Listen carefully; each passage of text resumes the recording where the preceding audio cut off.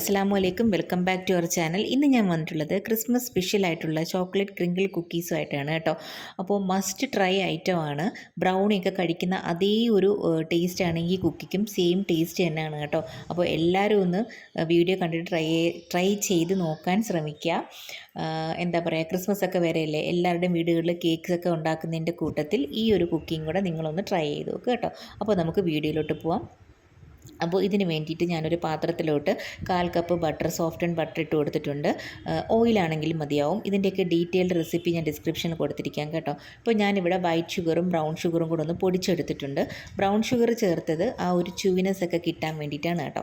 അപ്പോൾ അതിനാണ് ഞാനിവിടെ ബ്രൗൺ ഷുഗർ ചേർത്ത് കൊടുത്തിട്ടുള്ളത്. വൈറ്റ് ആണെങ്കിലും കുഴപ്പമില്ല. പിന്നെ 2 മുട്ട, കുറച്ച് വാനില എസൻസും കൂടി ചേർത്ത് നമുക്കിതൊന്ന് മിക്സ് ചെയ്തെടുക്കാം. ബീറ്റർ വേണമെന്നില്ല. അപ്പോൾ ഞാൻ നേരത്തെ കൈകൊണ്ട് കുഴച്ചത്, എൻ്റെ ഈ ഒരു വിസ്ക് വലുതായത് കൊണ്ടാണ് കേട്ടോ അങ്ങനെ കൈകൊണ്ട് കുഴച്ചത്. പിന്നീട് നമുക്ക് വേണ്ടത് maida, baking powder, baking soda, salt, ഇതെല്ലാം കൂടെ മിക്സ് ചെയ്തിട്ടാണ് ഞാൻ ഇവിടെ ചേർക്കുന്നത്. അരിച്ചു കൊടുത്തിട്ടൊന്നുമില്ല.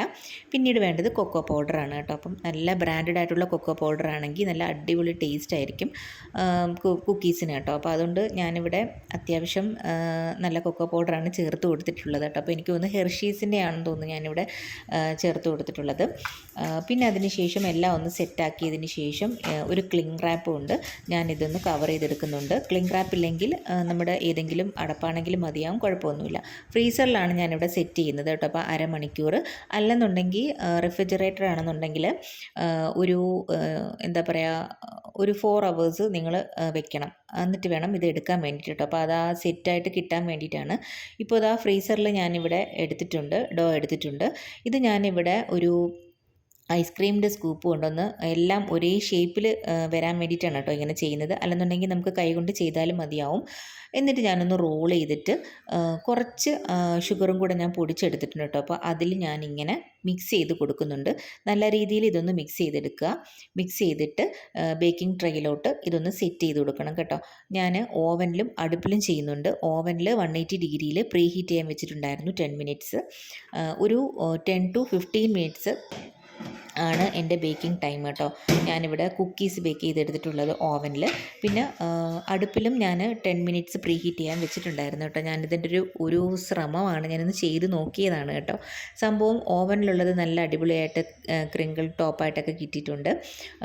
ഈ ഒരു ടെക്സ്ചർ ഞാൻ കാണിച്ചു തരാം കേട്ടോ. ഓവനിലെ നല്ല ഫഡ്ജി ചൂവിയായിട്ട് കിട്ടിയിട്ടുണ്ട്. നല്ല മണമാണ് കേട്ടോ. ബേക്ക് ചെയ്തെടുക്കുമ്പം നമ്മൾ ബ്രൗണീസൊക്കെ ബേക്ക് ചെയ്യുന്നത് പോലെ തന്നെ അടിപൊളിയാണ് കേട്ടോ. അപ്പം ഇവിടെ ഒരാൾ മണമടിച്ച് വന്നതാണ്, അയാൾക്കും കൂടെ കൊടുത്തിട്ടുണ്ട് കേട്ടോ. അപ്പം അടിപൊളിയാണെന്ന് പറഞ്ഞിട്ടുണ്ട്. അപ്പം മോൻ പറഞ്ഞത് സെയിം ബ്രൗണി ടേസ്റ്റ് ആണെന്നാണ് മോൻ പറഞ്ഞിട്ടുണ്ടായിരുന്നത് കേട്ടോ. ഇത് അടുപ്പിൽ ചെയ്ത ആ ഒരു കുക്കിയാണ് കേട്ടോ. അപ്പോൾ ഇതിന് നമുക്ക് ആ ഒരു ഷേപ്പ് ഒന്നും വന്നിട്ടില്ല, ഭംഗിയില്ലെന്നേ ഉള്ളൂ. പക്ഷേ അടിപൊളിയാണ്, സെയിം ടേസ്റ്റ് തന്നെയാണ്.